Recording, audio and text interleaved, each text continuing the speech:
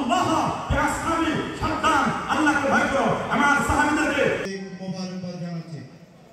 সম্মানিত উপস্থিতি, আমি আলোচনার দোষগুলো না চিন্তা না করে আমার কতটুকু দোষ আছে আমি আগে আমাকে দেখি, আমার ইনকামটা কতটুকু শুদ্ধ। কারণ ইনকাম যদি শুদ্ধ না হয় আপনার কোনো ইবাদতেই কবুল হবে না। আপনাকে প্রথম হালাল ইনকাম দিয়ে জীবন শুরু করতে হবে। ইসলামের পূর্ব শর্ত আপনি হক হালাল হালাল ইনকাম দিয়ে আপনি নিজেকে প্রতিষ্ঠিত করতে পারছেন কিনা। আমি চুরি করে ডাকাতি করে যদি মাদ্রাসায় দান করি সেটা কিন্তু হবে না। মাদ্রাসার জন্য সে টাকাটা যায়, বাট আমি যে উদ্দেশ্য করে দিচ্ছি সেটা হবে না। এটাই ইসলাম বলে। অতএব আমি বক্তব্য বেশি দেব না, কারণ আমি সবার কাছে দোয়া চাই। এখানে অনেক লোক, অনেকের সাথে আমার পরিচয় আছে, অনেকের কাছে নাই। আগামী দিনে আমরা পটিয়ার মাঠে আছি, আপনাদের দোয়া চাই, সহযোগিতা চাই। কোনো কিছু চাওয়া পাওয়ার জন্য না, আমরা পটিয়েকে যাতে যে দলের কোনো নেতা নির্বাচিত হয় সে যাতে কোনো দলের নেতা না হয়, সে যাতে পটিয়াবাসীর নেতা হয়।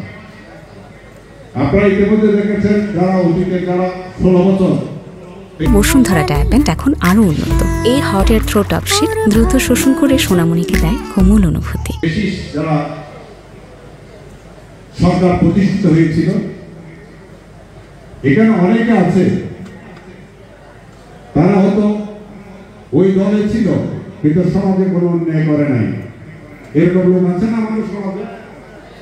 আমরা চাই প্রকৃত যারা সন্ত্রাস করেছে, দলকে ব্যবহার করে যারা চাঁদাবাজি করছে, দখল করছে, তাদের বিচার হোক।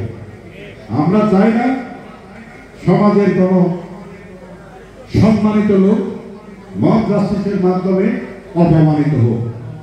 এটা সমাজ এবং ইসলাম এটাকে অ্যালাউ করে না।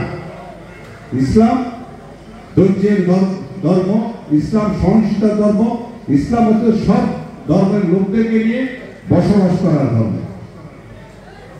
আমরা বিশ্ব যেখানে যান এখনো পর্যন্ত অনেক গবেষণা হয়েছে। ইসলাম লুটপাট করেছে, দখলবাজি করেছে, ইয়াবা স্বর্গরাজ্য করেছে, জুয়া খেলার আড্ডা করেছে, চুরি ডাকাতি স্বর্গরাজ্য করেছে। এখানে আমাদের ভূমিকা, আমাদেরকে সাহস করে অন্যের বিরুদ্ধে, যেটা কারবালা শিখিয়ে দিয়েছে, সাহস করে অন্যের বিরুদ্ধে আমাদেরকে সোচ্চার হতে হবে।